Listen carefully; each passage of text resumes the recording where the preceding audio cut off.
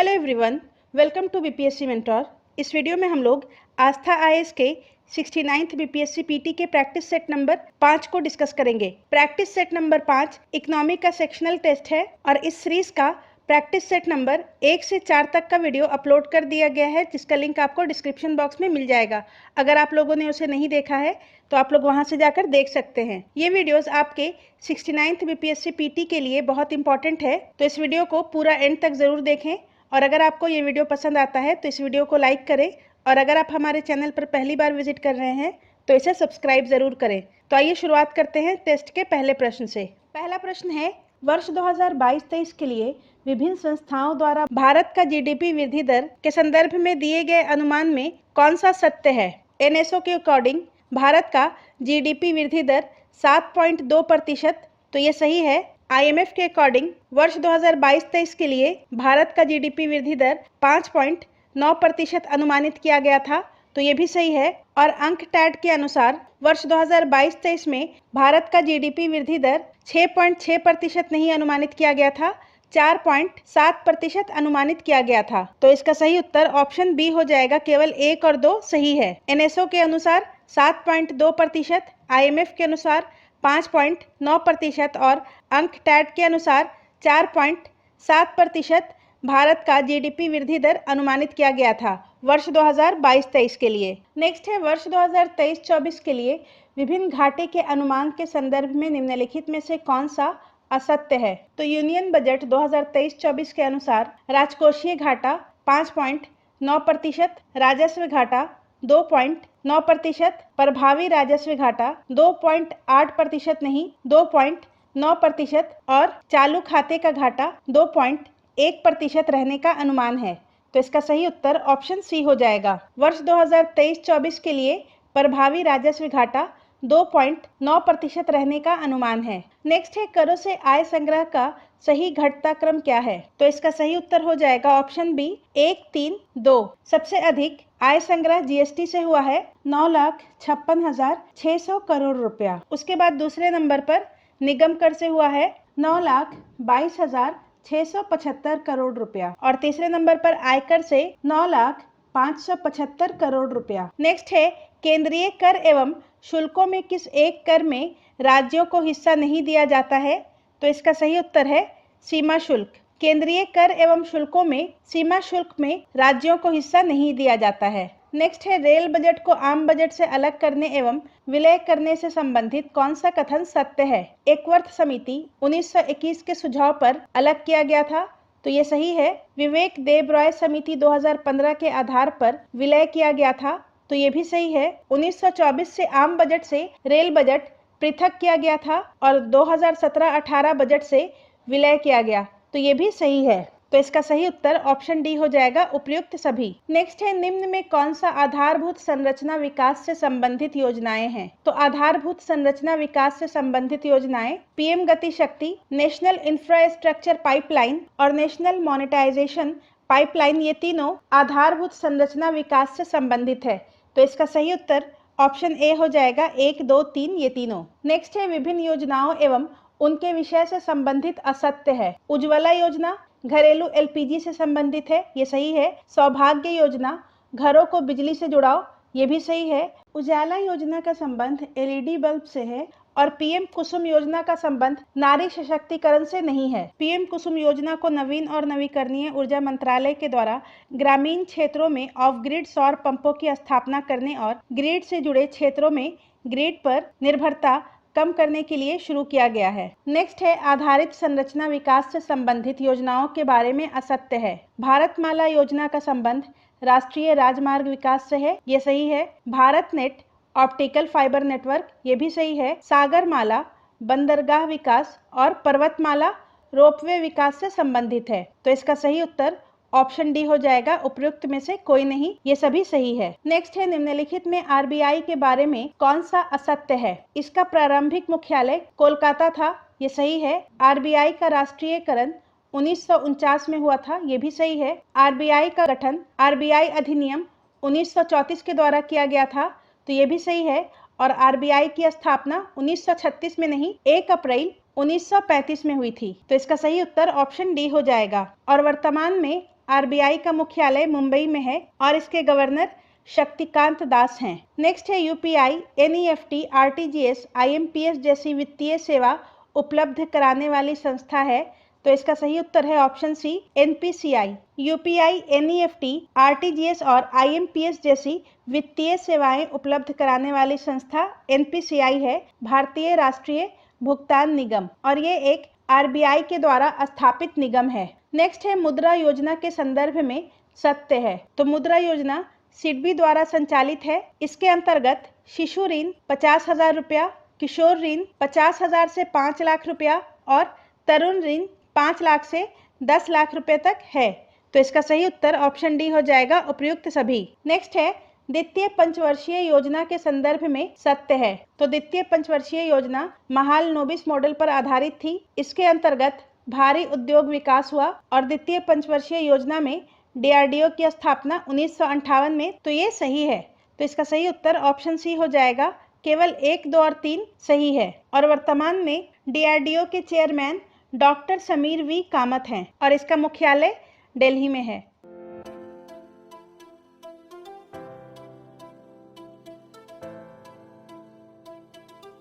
Next है विदेश व्यापार नीति 2023 के स्तंभों के संदर्भ में कौन सा कथन असत्य है। तो विदेश व्यापार नीति 2023 के 4 स्तंभ हैं, जिसके अंतर्गत छूट के लिए प्रोत्साहन, गठबंधनों के माध्यम से निर्यात संवर्धन, व्यापार करने की सुगमता और अविकसित क्षेत्र निर्यात हबों के रूप में कॉमर्स। तो ये गलत है। उभरते क्षेत्र ई कॉमर्स निर्यात हब के रूप में जिलों का विकास करना एवं विशेष रसायन, जीव सामग्री, उपकरण और प्रौद्योगिकी नीति को सुव्यवस्थित करना है। तो इसका सही उत्तर ऑप्शन डी हो जाएगा, डी गलत है। नेक्स्ट है 2021 से 22 के दौरान भारत में विदेशी व्यापार का सबसे बड़ा साझेदार कौन सा देश है।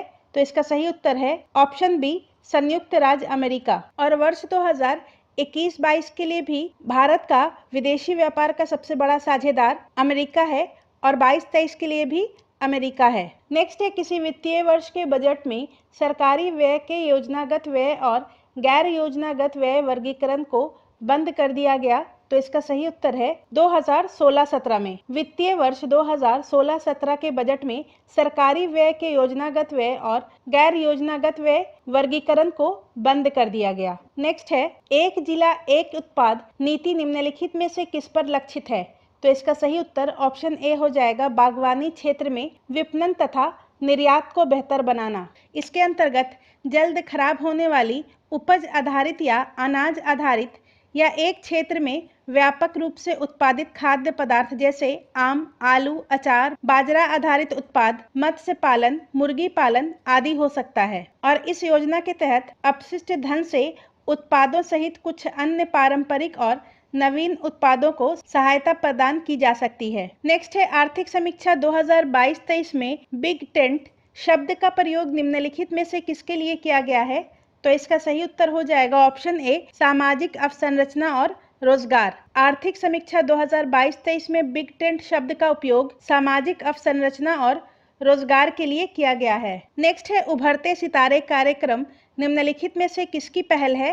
तो इसका सही उत्तर है भारतीय निर्यात आयात बैंक। उभरते सितारे कार्यक्रम भारतीय निर्यात आयात बैंक की पहल है, जिसके अंतर्गत ऐसे भारतीय कंपनियों को चिन्हित किया जाएगा जो फ्यूचर चैंपियन हैं और उनमें निर्यात की अच्छी संभावनाएं हैं। नेक्स्ट है भारत में स्थिर मूल्यों पर राष्ट्रीय आय की माप के लिए वर्तमान में किस वर्ष को आधार वर्ष लिया गया है। तो इसका सही उत्तर है 2011-12। भारत में स्थिर मूल्यों पर राष्ट्रीय आय की माप के लिए वर्तमान में 2011-12 वर्ष को आधार वर्ष लिया गया है। नेक्स्ट है पूरी तरह से जैविक खेती अपनाने वाला देश का पहला राज्य कौन सा है। तो इसका सही उत्तर है ऑप्शन सी, सिक्किम। जनवरी 2016 में सिक्किम भारत का पहला 100% जैविक राज्य बन गया है। नेक्स्ट है भारत की कौन सी उपलब्धि समावेशी विकास को परिलक्षित करती है। तो इसका सही उत्तर ऑप्शन बी हो जाएगा, 2, 3 और 4। प्रधानमंत्री उज्ज्वला योजना के अंतर्गत रसोई गैस के 9.6 करोड़ कनेक्शन, 120 करोड़ लोगों को 220 करोड़ कोरोना वैक्सीन का टीकाकरण और 47.8 करोड़ प्रधानमंत्री जन धन बैंक खाते, ये तीनों भारत की समावेशी विकास को परिलक्षित करता है। नेक्स्ट है 15वें वित्त आयोग के अध्यक्ष कौन है? तो इसका सही उत्तर है ऑप्शन ए एन.के. सिंह। 15वें वित्त आयोग के अध्यक्ष एन.के. सिंह हैं। नेक्स्ट है बिहार बजट 2023-24 के अनुसार राजकोषीय घाटा का अनुमान है। तो इसका सही उत्तर ऑप्शन ए हो जाएगा जीएसडीपी का 2.98%। बिहार बजट 2023-24 के अनुसार राजकोषीय घाटा का अनुमान जीएसडीपी का 2.98% अनुमानित है। नेक्स्ट है बिहार बजट के संदर्भ में राजस्व बचत की स्थिति के बारे में असत्य है, ये बचत होगा। राजस्व घाटे के स्थान पर राजस्व अधिशेष की स्थिति, तो ये सही है। वर्ष 2022-23 के लिए राजस्व शेष 0.6% था, तो ये भी सही है। वर्ष 2022-23 के लिए राजस्व शेष 4,747.84 करोड़ रुपए था, जो कि वर्ष 2022-23 के कुल जीएसडीपी का 0.6% के बराबर था। और वर्ष 2023-24 के लिए राजस्व शेष 0.5% है, तो ये भी सही है। वर्ष 2023-24 के लिए राजस्व बचत 4,478.97 करोड़ रुपया है, जो कि जीएसडीपी का 0.5% के बराबर है। तो इसका सही उत्तर ऑप्शन डी हो जाएगा, उपयुक्त में से कोई नहीं, ये तीनों सही है। नेक्स्ट है बिहार बजट 2023-24 के अनुसार राज्य सरकार की कर आय में सबसे अधिक भागीदारी किसका है? तो इसका सही उत्तर ऑप्शन ए हो जाएगा राज्य जीएसटी। बिहार बजट 2023-24 के अनुसार राज्य सरकार की कर आय में सबसे अधिक भागीदारी राज्य जीएसटी का है 26%, राज्य बिक्री कर का 10% भागीदारी है, स्टैंप ड्यूटी का 15% और भू राजस्व का भी 10% है। नेक्स्ट है बिहार का बजटीय प्रणाली का प्रावधान निर्धारित है, तो इसका सही उत्तर है FRBM एक्ट 2006। नेक्स्ट है बिहार सरकार के कमिटेड एक्सपेंडिचर में शामिल नहीं है, तो इसका सही उत्तर ऑप्शन डी हो जाएगा शिक्षा व्यय। बिहार सरकार के कमिटेड एक्सपेंडिचर में शिक्षा व्यय शामिल नहीं है। नेक्स्ट है बिहार जीएसडीपी में विभिन्न तंत्रों की भागीदारी के बारे में असत्य है। तो बिहार बजट 2023-24 के अनुसार वर्ष 2021-22 में बिहार के जीएसडीपी में कृषि का योगदान 26%, विनिर्माण क्षेत्र का योगदान 15% और सेवा क्षेत्र का योगदान 59% रहने का अनुमान है मौजूदा कीमतों पर। तो इसका सही उत्तर ऑप्शन डी हो जाएगा, इनमें से कोई नहीं। नेक्स्ट है बिहार में बेरोजगारी दर की स्थिति के बारे में असत्य है। तो बिहार बजट 2023-24 के अनुसार आवधिक श्रम बल सर्वेक्षण के अनुसार बिहार में सामान्य बेरोजगारी दर 6% थी और 15 से ये 19 नहीं होगा, ये 29 वर्ष होगा। 29 वर्ष के बीच बेरोजगारी दर 20.1% थी और राष्ट्रीय स्तर पर बेरोजगारी दर 4.1% थी। तो इसका सही उत्तर ऑप्शन डी हो जाएगा, उपयुक्त में से कोई नहीं। और आवधिक श्रम बल सर्वेक्षण जुलाई 2021 और जून 2022 के मध्य किया गया था। नेक्स्ट है बिहार जीएसडीपी वृद्धि दर का अनुमान वर्ष 2021-22 में कितना था? बिहार जीएसडीपी का वृद्धि दर वर्ष 2021-22 में 10.98% था, जो कि लगभग 11% के बराबर है। नेक्स्ट है चालू मूल्य पर वर्ष 2023-24 के लिए जीएसडीपी के बारे में सत्य है। तो इसका सही उत्तर ऑप्शन ए हो जाएगा 8.59 लाख करोड़ रुपया। चालू मूल्य पर वर्ष 2023-24 के लिए बिहार का जीएसडीपी मौजूदा कीमतों पर 8,58,928 करोड़ रुपया होने का अनुमान है। नेक्स्ट है बिहार कृषि विकास रोड मैप के बारे में असत्य है। प्रथम कृषि रोड मैप 2008 में लागू किया गया था, द्वितीय कृषि रोड मैप 2012 में लागू किया गया था, तृतीय कृषि रोड मैप 2017 में और चौथा कृषि रोड मैप 2023 में। तो इसका सही उत्तर ऑप्शन ए हो जाएगा। नेक्स्ट है बिहार में औद्योगिक प्रोत्साहन के बारे में असत्य है। वायदा की भूमिका, राज्य स्टार्टअप नीति 1.0 और 2.0, मुख्यमंत्री उद्यमी योजना और बिहार औद्योगिक निवेश नीति, यहाँ पर 2015 नहीं होगा, 2016 होगा। तो इसका सही उत्तर ऑप्शन डी हो जाएगा। अभी हाल ही में मुख्यमंत्री नीतीश कुमार ने बिहार औद्योगिक निवेश प्रोत्साहन नीति 2022 को लागू करने का प्रस्ताव को मंजूरी दी है और इससे पहले बिहार औद्योगिक निवेश नीति 2016 थी। नेक्स्ट है बिहार में डेयरी उद्योग को प्रोत्साहित करने से संबंधित संस्था है, तो इसका सही उत्तर है कॉम्फेड। बिहार में डेयरी उद्योग को प्रोत्साहित करने से संबंधित संस्था कॉम्फेड है और कॉम्फेड की स्थापना 1983 में हुई थी। नेक्स्ट है, निम्नलिखित में से कौन सी कंपनियों के बारे में असत्य है? वर्तमान में भारत में 13 महारत्न कंपनी है, नवरत्न कंपनियों की संख्या भी 13 है और मिनी रत्न कंपनियों की संख्या 72 है। वर्तमान स्थिति के अनुसार ये तीनों कथन असत्य हैं। और अभी हाल ही में 13वां महारत्न कंपनी ऑयल इंडिया लिमिटेड को बनाया गया है। 13वां नवरत्न कंपनी ONGC विदेश लिमिटेड को बनाया गया है। नेक्स्ट है, श्री अन्न के संदर्भ में निम्नलिखित में से कौन सा कथन सही नहीं है? तो इसका सही उत्तर ऑप्शन सी हो जाएगा। श्री अन्न एक विशेष प्रकार का धान है जो पश्चिम बंगाल में उगाया जाता है, तो ये गलत है। जबकि श्री अन्न का उल्लेख 2023-24 के केंद्रीय बजट में है, तो ये सही है। ज्वार, रागी, बाजरा, कुट्टू, रामदाना, कंगनी, कुटकी, कांदो, चीनी, सामा को श्री अन्न का नाम दिया गया है, तो ये भी सही है। और भारत विश्व में श्री अन्न का सबसे बड़ा उत्पादक तथा दूसरा सबसे बड़ा निर्यातक देश है, तो ये भी सही है। नेक्स्ट है, 2023-24 के केंद्रीय बजट में निम्नलिखित में से किस फसल की उत्पादकता में वृद्धि करने के लिए विशेष उपाय किए जाने की बात कही गई है? तो इसका सही उत्तर है सरसों। वर्ष 2023-24 के केंद्रीय बजट में सरसों के फसल की उत्पादकता में वृद्धि करने के लिए विशेष उपाय करने की बात कही गई है। नेक्स्ट है, कृषि, पशुपालन, डेयरी एवं मत्स्य पालन क्षेत्रों के लिए वर्ष 2023-24 के लिए साख वितरण का लक्ष्य कितना निर्धारित किया गया है? तो इसका सही उत्तर ऑप्शन सी हो जाएगा, 20 लाख करोड़ रुपया। कृषि, पशुपालन, डेयरी एवं मत्स्य पालन क्षेत्रों के लिए वर्ष 2023-24 के लिए साख वितरण का लक्ष्य 20 लाख करोड़ रुपया निर्धारित किया गया है। नेक्स्ट है, वर्ष 2023-24 के बजट में घोषित PVGT विकास मिशन किस वर्ग के सर्वांगीण विकास हेतु लक्षित है? तो इसका सही उत्तर है संवेदनशील जनजातियों हेतु। बजट 2023-24 में घोषित PVGT विकास मिशन संवेदनशील जनजातीय समूह वर्ग के सर्वांगीण विकास हेतु लक्षित है और इस मिशन के लिए अगले 3 वर्षों के लिए 15,000 करोड़ रुपया आवंटित किया गया है। नेक्स्ट है, चालू वर्ष 2023 को किसके लिए अंतर्राष्ट्रीय वर्ष के रूप में विश्व भर में मनाया जा रहा है? तो इसका सही उत्तर है मोटे अनाज। संयुक्त राष्ट्र महासभा ने वर्ष 2023 को मोटे अनाज का अंतर्राष्ट्रीय वर्ष के रूप में घोषित किया है। नेक्स्ट है, गोल्डन हैंडशेक स्कीम किससे संबंधित है? तो इसका सही उत्तर ऑप्शन डी हो जाएगा, स्वैच्छिक सेवानिवृत्ति से। गोल्डन हैंडशेक स्कीम का संबंध स्वैच्छिक सेवानिवृत्ति से है और इसके अंतर्गत मौजूदा कर्मचारियों को स्वेच्छा से निवृत्त करने के लिए प्रेरित किया जाता है और इसके लिए कंपनसेशन भी दिया जाता है जो कि टैक्स फ्री होता है। नेक्स्ट है, ई-रूपी के बारे में निम्नलिखित में से कौन सा कथन असत्य है? तो इसका सही उत्तर ऑप्शन डी हो जाएगा, ई-रूपी के माध्यम से भुगतान प्राप्त करने के लिए लाभार्थी का बैंक खाता होना जरूरी है, तो ये गलत है। ई-रूपी के माध्यम से भुगतान प्राप्त करने के लिए लाभार्थी का बैंक खाता होना आवश्यक नहीं है। ई-रूपी एक डिजिटल वाउचर है जिसे कोई लाभार्थी MMS या QR कोड के रूप में अपने फोन में प्राप्त करता है और ई-रूपी एक प्रीपेड वाउचर है जिसे लाभार्थी द्वारा इसे स्वीकार करने वाले केंद्रों पर भुनाया जा सकता है। और ई-रूपी एक one time cashless contactless voucher आधारित भुगतान का तरीका है। नेक्स्ट है, विभिन्न क्षेत्रकों में कार्यरत श्रम बल के बारे में निम्नलिखित में से कौन सा युग्म सही नहीं है?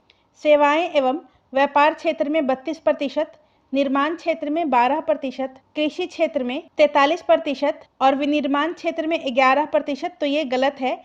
निर्माण क्षेत्र में 12% श्रम बल कार्यरत है, तो इसका सही उत्तर ऑप्शन डी हो जाएगा। नेक्स्ट है, भारत में इथेनॉल सम्मिश्रण का रोड मैप 2020 से 25 रिपोर्ट किसके द्वारा तैयार की गई है? तो इसका सही उत्तर है नीति आयोग।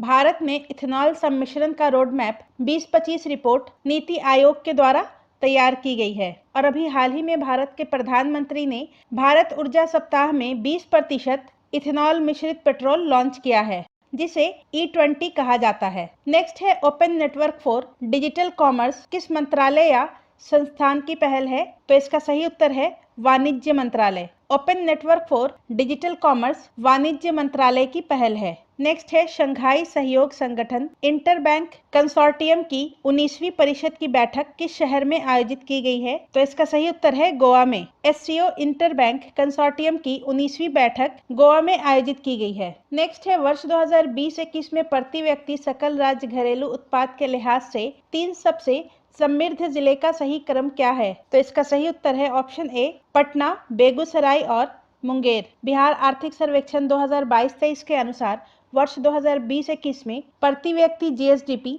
सबसे ज्यादा पटना का है 1.15 लाख रुपया, और उसके बाद दूसरे नंबर पर बेगूसराय और तीसरे नंबर पर मुंगेर है। नेक्स्ट है वर्ष 2021-22 में सकल राज्यगत मूल्यवर्धन में कृषि के उपक्षेत्रों के योगदान के संदर्भ में सही कौन सा है? आर्थिक सर्वेक्षण 2022-23 के अनुसार वर्ष 2021-22 में जीएसवीए में कृषि एवं सहवर्ती क्षेत्र का हिस्सा 21.2% था, जिसमें सर्वाधिक 11.1% हिस्सा फसल क्षेत्र का है, पशुपालन का हिस्सा 6.6% है, मत्स्याखेट एवं कृषि का हिस्सा 1.8% है। तो इसका सही उत्तर ऑप्शन डी हो जाएगा, उपर्युक्त सभी। और 2017-18 से 2021-22 के दौरान कृषि एवं सहवर्ती क्षेत्र की वृद्धि लगभग 5% थी। नेक्स्ट है निम्नलिखित सूचकांक 2022 के आंकड़ों के अनुसार भारत की रैंक के संदर्भ में सम्मिलित नहीं है।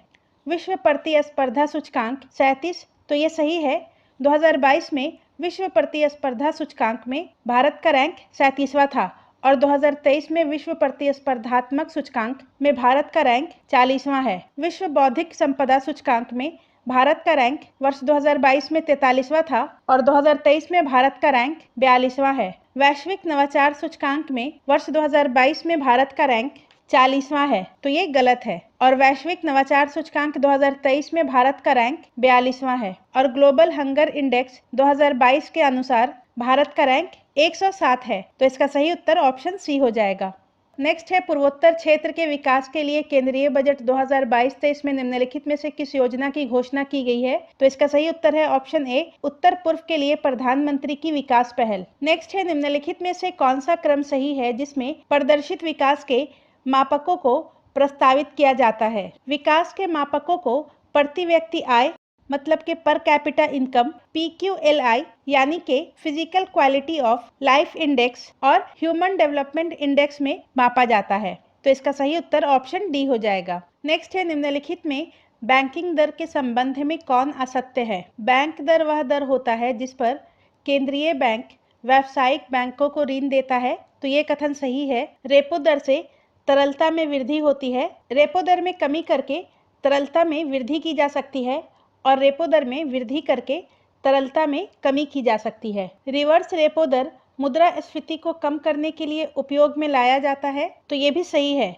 रिवर्स रेपो दर में वृद्धि करके मुद्रास्फीति को कम किया जा सकता है। और SLR RBI के अनुसार प्रत्येक वाणिज्यिक बैंक अपनी प्रारंभिक जमा का 0 से 18% तक अपने पास रखता है, तो ये गलत है। SLR व्यापारिक बैंकों को अपने कुल जमा, जिसे NDTL कहा जाता है, का एक निश्चित प्रतिशत अपने पास नगद, स्वर्ण एवं अल्पकालीन आधारित सरकारी प्रतिभूतियों के रूप में संरक्षित रखना होता है, जिसे SLR कहा जाता है या वैधानिक तरलता अनुपात कहा जाता है। और वर्तमान में SLR 18% है, तो इसका सही उत्तर ऑप्शन डी हो जाएगा। नेक्स्ट है निम्नलिखित में से कौन भारत में प्रमाणीकरण चिन्ह से संबंधित गलत है? FPO मार्क भारत में बेचे जाने वाले सभी प्रसंस्कृत फलों के उत्पादों जैसे packaged food, beverage, fruit jam, squash, अचार, निर्जलित फल उत्पाद और फलों के अर्क पर लगाया जाता है, तो इसका सही उत्तर ऑप्शन सी हो जाएगा।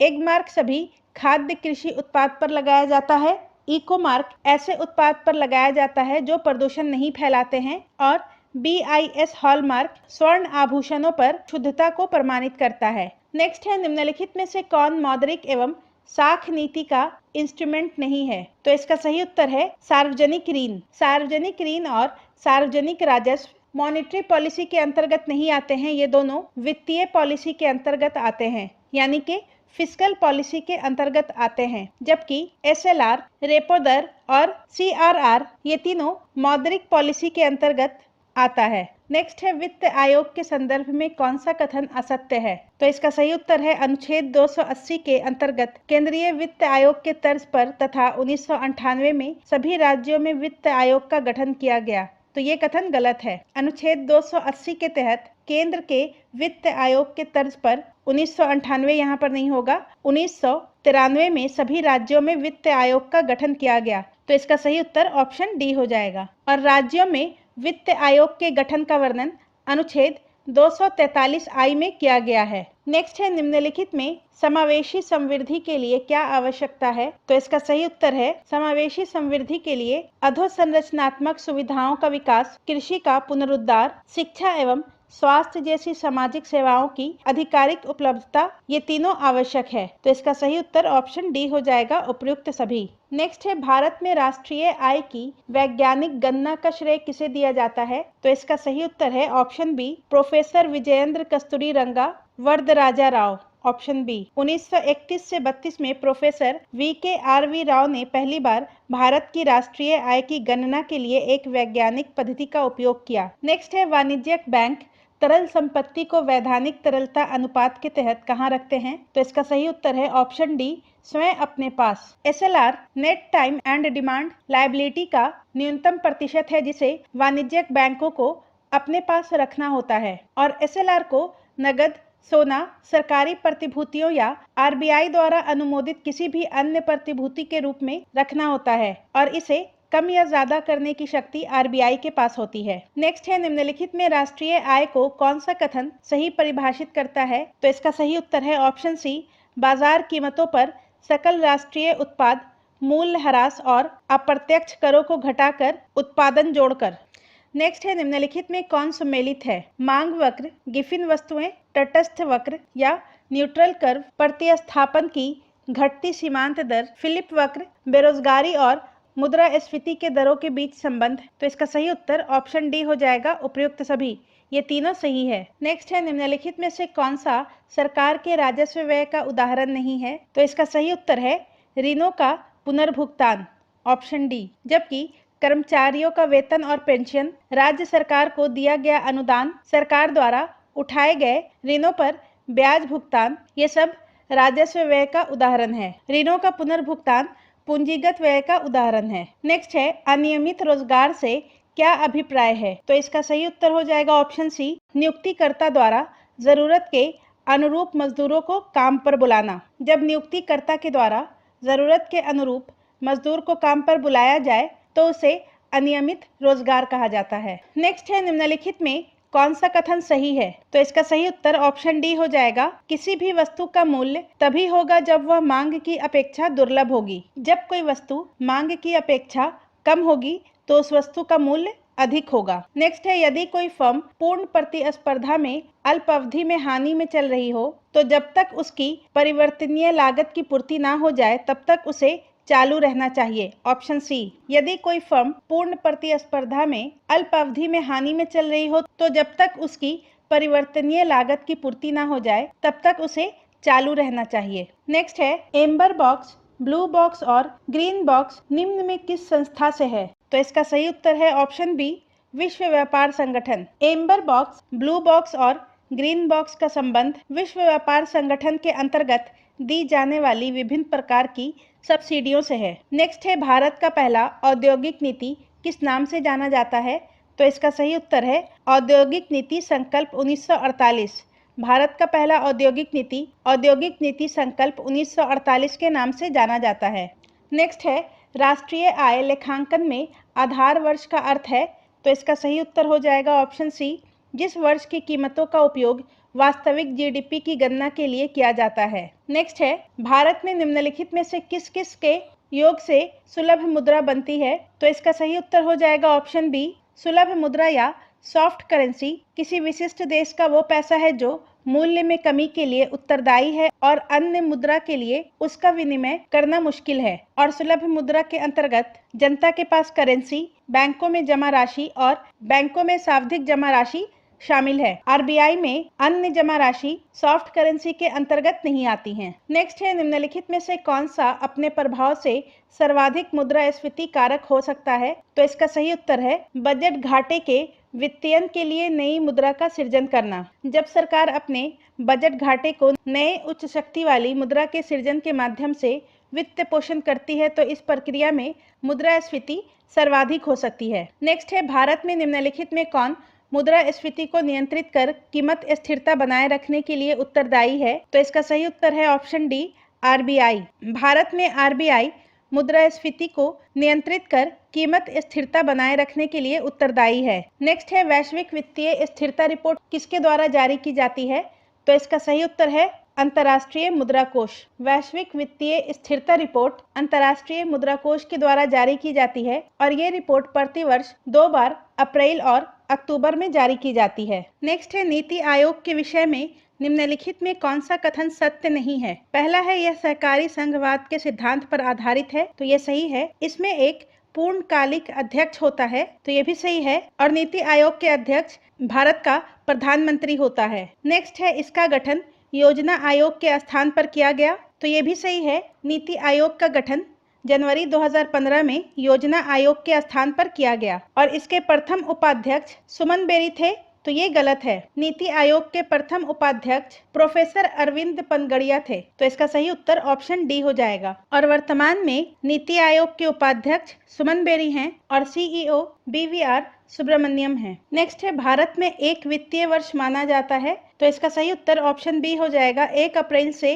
31 मार्च तक। भारत में एक वित्तीय वर्ष 1 अप्रैल से 31 मार्च तक का माना जाता है। नेक्स्ट है औद्योगिक उत्पादन सूचकांक किस संस्था द्वारा जारी किया जाता है? तो केंद्रीय सांख्यिकी कार्यालय के द्वारा। औद्योगिक उत्पादन सूचकांक केंद्रीय सांख्यिकी कार्यालय के द्वारा जारी किया जाता है। नेक्स्ट है निम्न में ऑपरेशन फ्लड का संबंध किससे है? तो इसका सही उत्तर है दुग्ध उत्पादन से। ऑपरेशन फ्लड का संबंध दुग्ध उत्पादन से है और इसकी शुरुआत 1970 के दशक में डॉक्टर वर्गीस कुरियन के द्वारा की गई थी और ऑपरेशन फ्लड को भारत में श्वेत क्रांति के रूप में जाना जाता है। नेक्स्ट है निम्नलिखित में से कौन सत्य सुमेलित नहीं है? एरोपोनिक पौधे को हवा में उगाना, हॉर्टिकल्चर बागवानी, ओलेरीकल्चर सब्जी विज्ञान और पीसी कल्चर का संबंध मछली पालन से है और एपी कल्चर का संबंध मधुमक्खी पालन से है, तो इसका सही उत्तर ऑप्शन डी हो जाएगा। नेक्स्ट है निम्नलिखित में आयात की दृष्टि से शीर्ष 5 क्रमशः देश हैं, तो इसका सही उत्तर ऑप्शन बी हो जाएगा।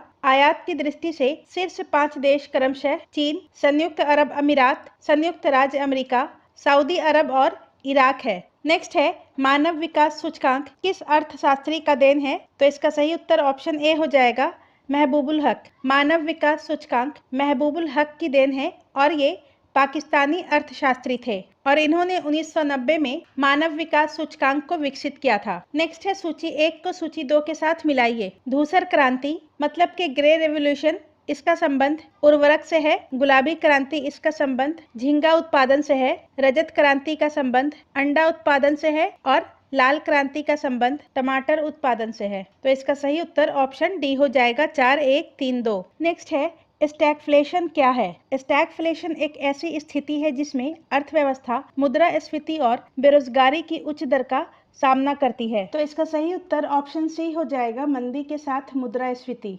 और स्टैगफ्लेशन में उच्च कीमत और कोई आर्थिक विकास नहीं होने की स्थिति उत्पन्न होती है। नेक्स्ट है निम्नलिखित में से कौन सा कार्य वित्तीय संस्थानों को बैंकों से अलग करता है? तो इसका सही उत्तर है ऑप्शन सी चेक आहरणीय जमाएं स्वीकार नहीं करना। वित्तीय संस्थाएं चेक विड्रॉल डिपॉजिट्स को जमा नहीं करती हैं, जबकि बैंक में ये सुविधा होती है।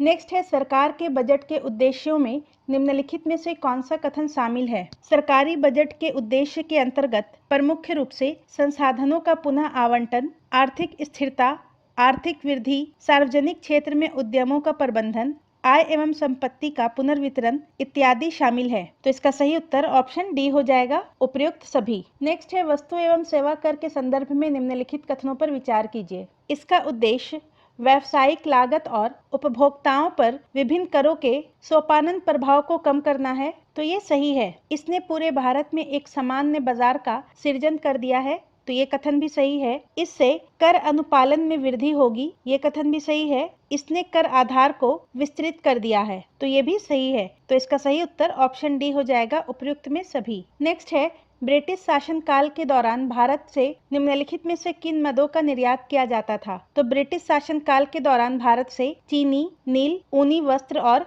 रेशम इन चारों का निर्यात किया जाता था। इसके अलावा गन्ना, कपास, जूट आदि जैसी वस्तुओं का भी निर्यात होता था, तो इसका सही उत्तर ऑप्शन डी हो जाएगा उपर्युक्त में सभी। नेक्स्ट है विश्व व्यापार के संदर्भ में भारत के विदेशी व्यापार में तीव्र वृद्धि होने का प्रमुख कारण क्या है? तो इसका सही उत्तर ऑप्शन डी हो जाएगा, उपर्युक्त में से सभी। विनिर्माण के क्षेत्र में गतिशील वृद्धि होना, सरकार की उदार नीतियां, बेरोजगारों में विविधता का होना, ये तीनों शामिल है। नेक्स्ट है भुगतान संतुलन शब्द का प्रयोग निम्नलिखित में से किसके संदर्भ में किया जाता है? तो इसका सही उत्तर है आयात निर्यात के संबंध में। भुगतान संतुलन का मतलब एक देश के समस्त आयातों एवं निर्यातों व अन्य सेवाओं के मूल्यों के संपूर्ण विवरण से होता है और इसको तैयार करते समय डबल एंट्री सिस्टम का उपयोग किया जाता है। नेक्स्ट है निम्नलिखित में से कौन सा भुगतान शेष में असंतुलन का कारक है? तो इसका सही उत्तर है ऑप्शन डी, उपर्युक्त सभी। बड़े पैमाने पर विकास व्यय, उच्च आंतरिक कीमतों के कारण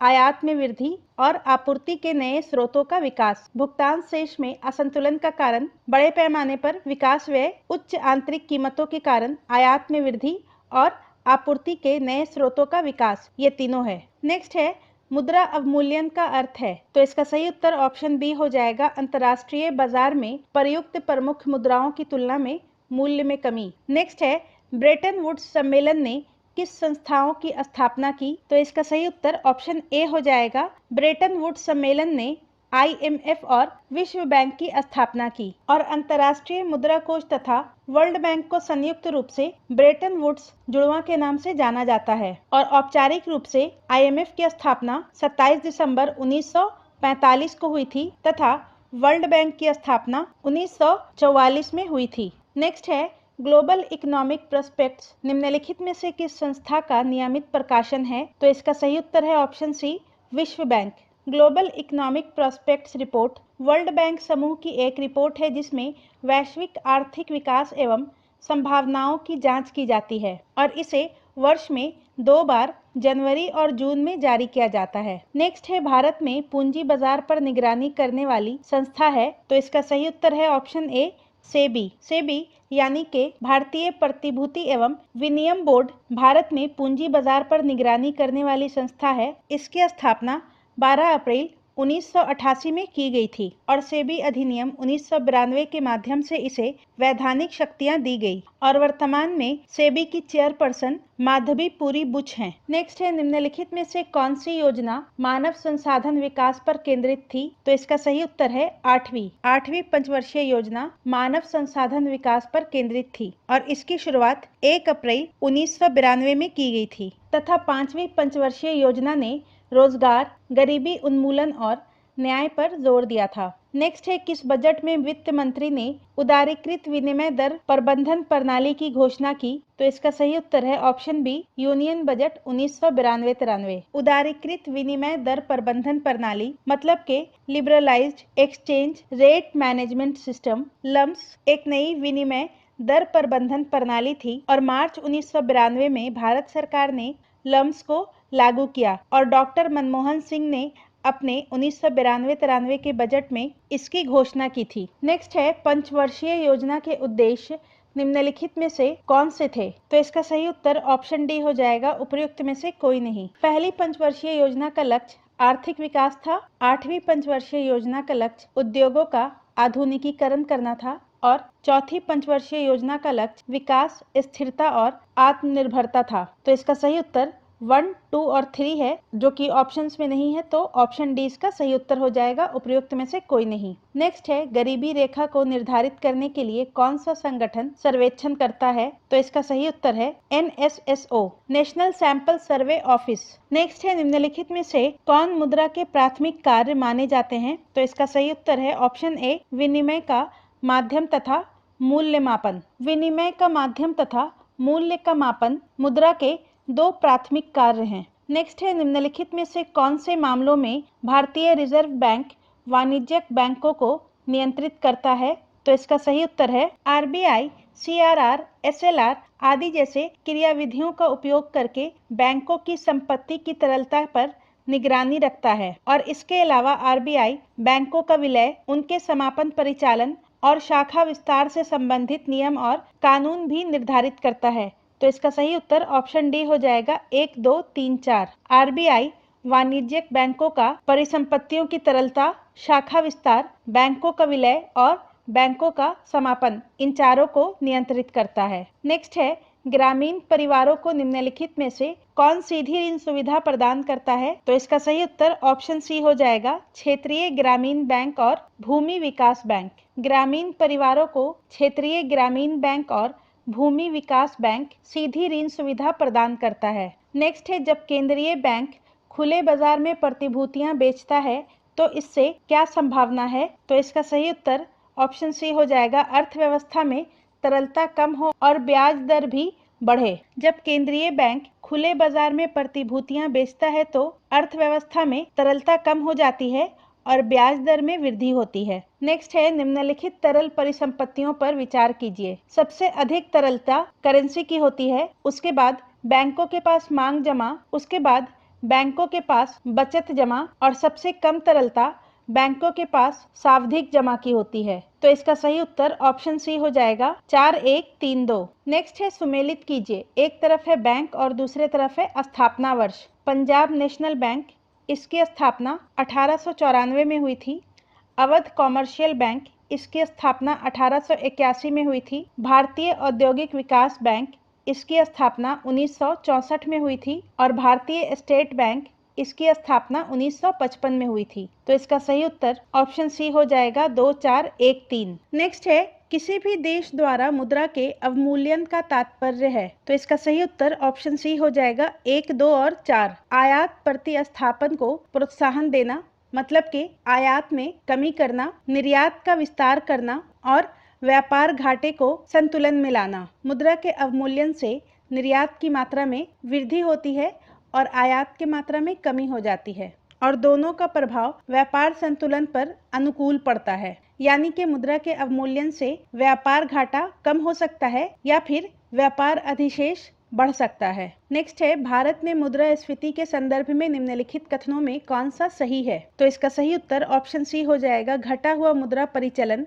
या मनी सर्कुलेशन मुद्रास्फीति के नियंत्रण में सहायता करता है। मुद्रास्फीति का मतलब होता है अर्थव्यवस्था में वस्तुओं और सेवाओं की कीमतों में सामान्य वृद्धि। उच्च मुद्रास्फीति की अवधि के दौरान सरकार देश में मुद्रा प्रसार को कम करने के लिए खर्च को कम कर सकती है, जिससे मुद्रास्फीति को नियंत्रित किया जा सकता है। नेक्स्ट है, निम्नलिखित में से कौन सा क्षेत्रीय ग्रामीण बैंक का कार्य नहीं है? तो इसका सही उत्तर ऑप्शन सी हो जाएगा, भारतीय कृषि पुनर्वित्त निगम के कार्यों को ले लेना। क्षेत्रीय ग्रामीण बैंकों का कार्य भारतीय कृषि पुनर्वित्त निगम के कार्यों को ले लेना नहीं है, जबकि ग्रामीण क्षेत्रों में सामान्य लोगों को साख प्रदान करना, अनुसूचित व्यापारिक बैंकों का पूरक होना और लघु एवं सीमांत कृषकों को साख प्रदान करना, ये तीनों ग्रामीण बैंक के कार्य हैं। नेक्स्ट है, निम्नलिखित में से कौन सा एक कथन अपस्फीति का उपयुक्त वर्णन करता है? तो इसका सही उत्तर ऑप्शन सी हो जाएगा, यह माल तथा सेवाओं के सामान्य कीमत पर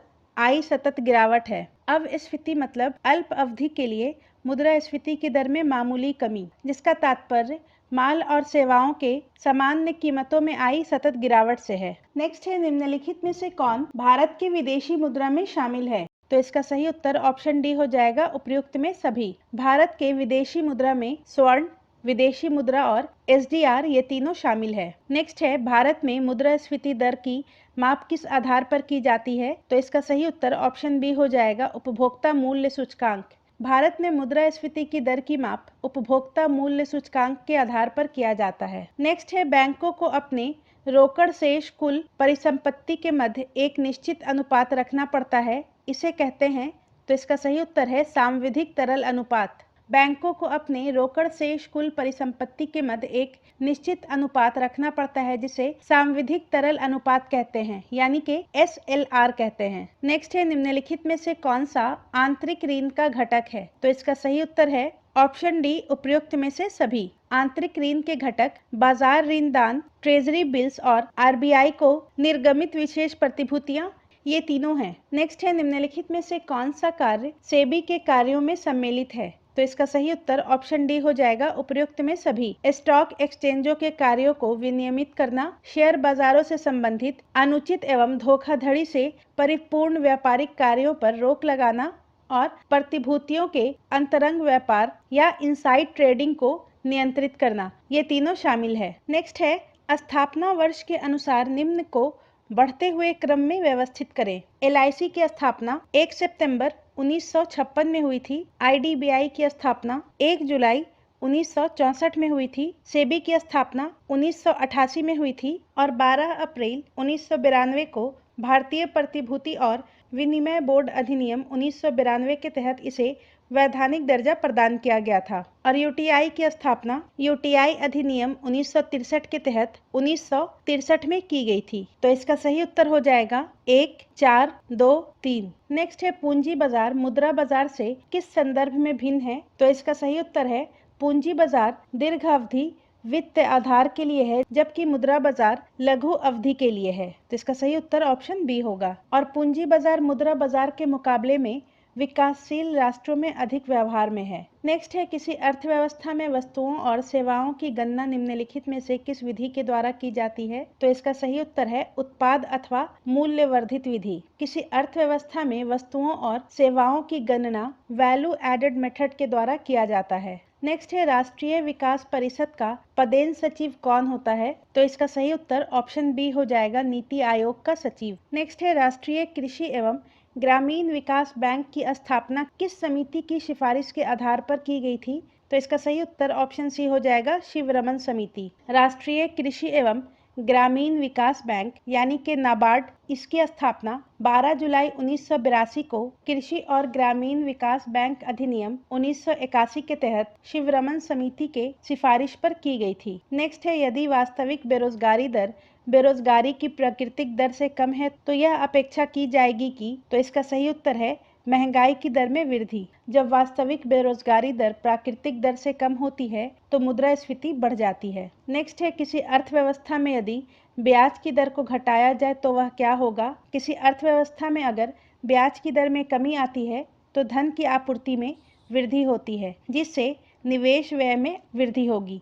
तो इसका सही उत्तर ऑप्शन सी हो जाएगा अर्थव्यवस्था में निवेश को बढ़ाएगा। ब्याज दर में कमी आएगी तो अर्थव्यवस्था में निवेश को बढ़ाएगा। नेक्स्ट है निम्नलिखित में से कौन सा सम्मिलित नहीं है? विश्व वन दिवस 21 मार्च सही है। विश्व दुग्ध दिवस 8 जून तो ये गलत है। विश्व दुग्ध दिवस 1 जून को मनाया जाता है। विश्व नारियल दिवस 2 सितंबर और जय किसान जय विज्ञान सप्ताह 25 से 29 सितंबर। नेक्स्ट है निम्नलिखित में से कौन सा कारण मौद्रिक आय में वृद्धि से संबंधित नहीं है? तो काला धन मौद्रिक आय में वृद्धि से संबंधित नहीं है, जबकि मुद्रा के संचालन वेग में वृद्धि, व्यापारिक बैंकों की साख नीति और सस्ती मौद्रिक नीति, ये तीनों मौद्रिक आय में वृद्धि से संबंधित है। नेक्स्ट है निम्नलिखित में से कौन मुद्रास्फीति पर नियंत्रण के उपाय के लिए कदम उठाए जा सकते हैं? तो इसका सही उत्तर ऑप्शन डी हो जाएगा उपयुक्त में सभी। मुद्रास्फीति पर नियंत्रण के लिए नई मुद्रा का निर्गमन, मजदूरी प्रबंधन, लाभ वितरण के कदम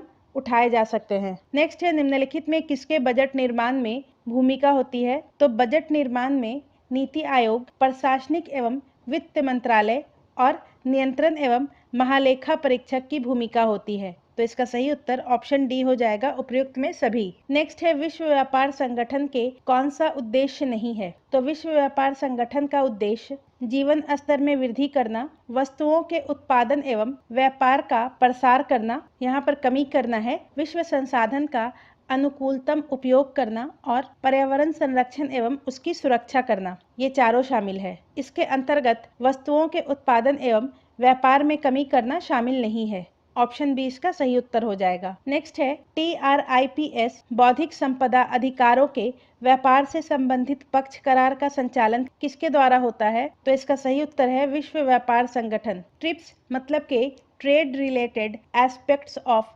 इंटेलेक्चुअल प्रॉपर्टी राइट्स के व्यापार से संबंधित पक्ष करार का संचालन विश्व व्यापार संगठन के द्वारा किया जाता है। नेक्स्ट है सुमेलित कीजिए। एक तरफ अंतर्राष्ट्रीय संगठन है और दूसरे तरफ उसका मुख्यालय है। बिम्स्टेक का मुख्यालय ढाका में है, ओपेक का मुख्यालय वियना में है, आसियान का मुख्यालय जकार्ता में है और एपेक का मुख्यालय सिंगापुर में है। तो इसका सही उत्तर ऑप्शन ए हो जाएगा। नेक्स्ट है अंतर्राष्ट्रीय मुद्रा कोष के संदर्भ में कोटा किसे कहते हैं? तो इसका सही उत्तर ऑप्शन सी हो जाएगा विभिन्न देशों द्वारा IMF को दी गई सहयोग राशि। IMF के संदर्भ में कोटा का मतलब विभिन्न देशों के द्वारा IMF को दी गई सहयोग राशि से है। नेक्स्ट है निम्नलिखित में से कौन सा एक युग्म सही सुमेलित नहीं है? अंतर्राष्ट्रीय श्रम संगठन, इसका मुख्यालय जेनेवा में है। अंतर्राष्ट्रीय समुद्री संगठन, इसका मुख्यालय लंदन में है। अंतर्राष्ट्रीय मुद्रा कोष, इसका मुख्यालय वाशिंगटन डीसी में है। और अंतर्राष्ट्रीय परमाणु ऊर्जा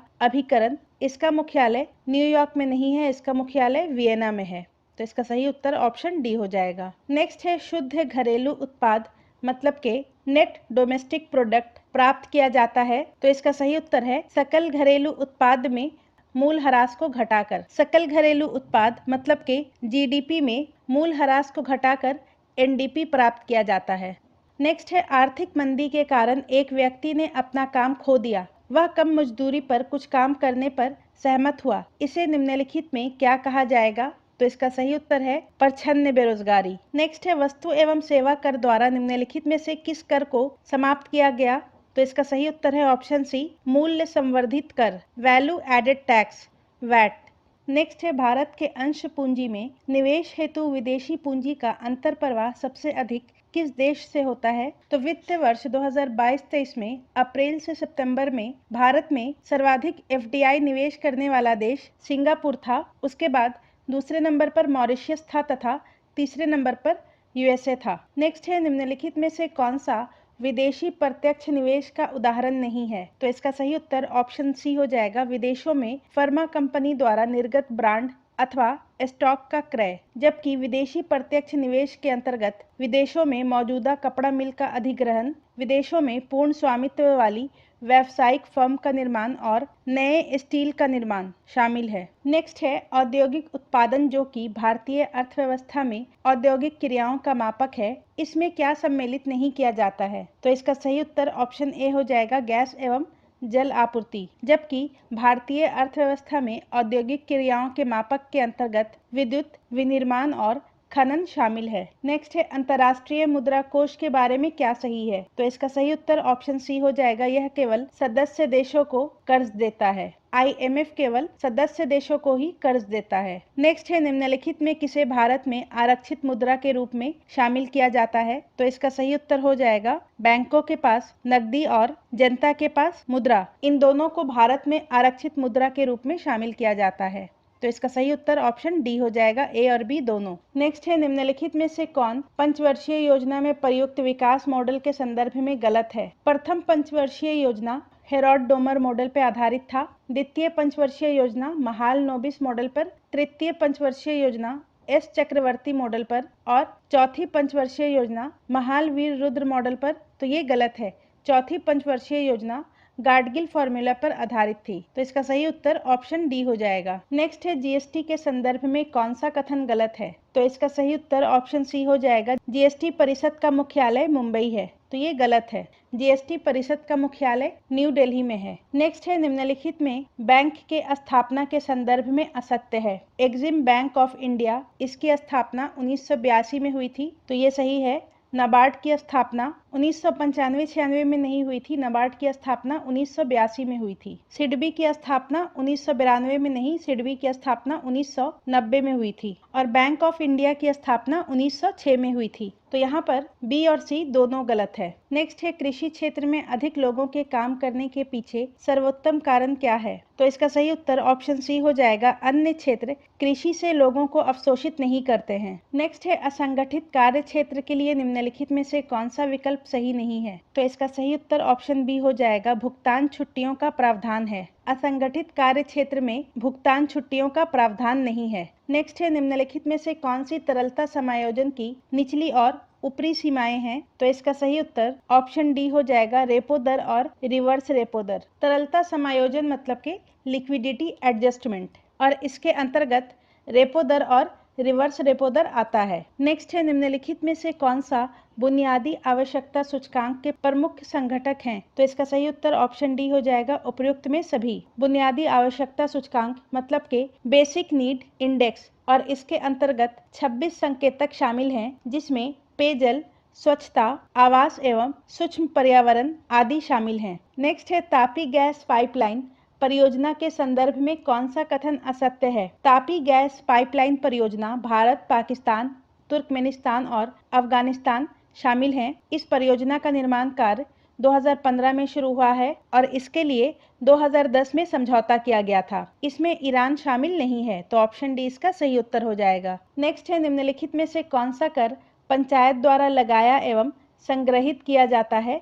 तो इसका सही उत्तर है ऑप्शन सी, मेलों पर कर। मेलों पर कर पंचायत के द्वारा लगाया एवं संग्रहित किया जाता है। नेक्स्ट है, निम्नलिखित में बिहार का किस जिला में चमड़ा प्रसंस्करण उद्योग है? तो इसका सही उत्तर है ऑप्शन ए, पश्चिमी चंपारण, मुजफ्फरपुर और बरौनी। बिहार के पश्चिमी चंपारण, मुजफ्फरपुर और बरौनी में चमड़ा प्रसंस्करण उद्योग है। नेक्स्ट है, बिहार के किस भाग में चीनी मिलों की सर्वाधिक संख्या है? तो इसका सही उत्तर है ऑप्शन सी, उत्तर पश्चिम भाग में। बिहार के उत्तर पश्चिम भाग में चीनी मिलों की सर्वाधिक संख्या है। नेक्स्ट है, पटना मेट्रो रेल परियोजना के संदर्भ में कौन सा कथन असत्य है? Patna metro rail Delhi metro rail corporation एवं पटना मेट्रो रेल कॉरपोरेशन का संयुक्त उपक्रम है, तो ये सही है। ईस्ट वेस्ट कॉरिडोर दानापुर से मीठापुर तथा north south corridor Patna station से गांधी मैदान होते हुए न्यू ISBT के बीच प्रस्तावित है, तो ये सही है। इस प्रोजेक्ट की लंबाई 31.39 किलोमीटर है,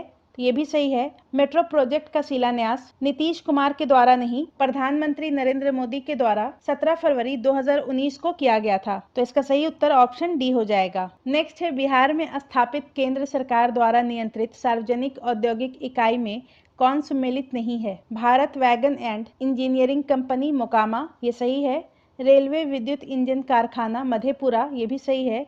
नेशनल जूट मैन्युफैक्चरिंग मिल कटिहार और रेल पहिया कारखाना बेला गया, तो ये गलत है। रेल पहिया कारखाना बेला सारण में स्थित है, तो इसका सही उत्तर ऑप्शन डी हो जाएगा। नेक्स्ट है, बिहार के नगर और उससे संबंधित उद्योगों का कौन सा जोड़ा गलत है? हाजीपुर प्लाईवुड उद्योग, ये सही है। समस्तीपुर कागज व लुगदी उद्योग, ये भी सही है। पूर्णिया जूट उद्योग और चकुलिया खाद्य तेल उद्योग, तो ये गलत है। चकुलिया झारखंड में स्थित है, तो इसका सही उत्तर ऑप्शन डी हो जाएगा। बिहार के वर्तमान में वित्त मंत्री कौन है? तो विजय कुमार चौधरी हैं। वर्तमान में बिहार के वित्त मंत्री विजय कुमार चौधरी हैं। तेजस्वी यादव उप मुख्यमंत्री हैं और नीतीश कुमार बिहार के मुख्यमंत्री हैं। नेक्स्ट है, बिहार राज्य विद्युत परिषद जो राज्य का सबसे बड़ा सार्वजनिक उपक्रम है का गठन हुआ। बिहार राज्य बिजली बोर्ड का गठन 1958 में विद्युत आपूर्ति अधिनियम 1948 के तहत सांविधिक निगम के रूप में किया गया, तो इसका सही उत्तर ऑप्शन सी हो जाएगा। 1 अप्रैल 1958 को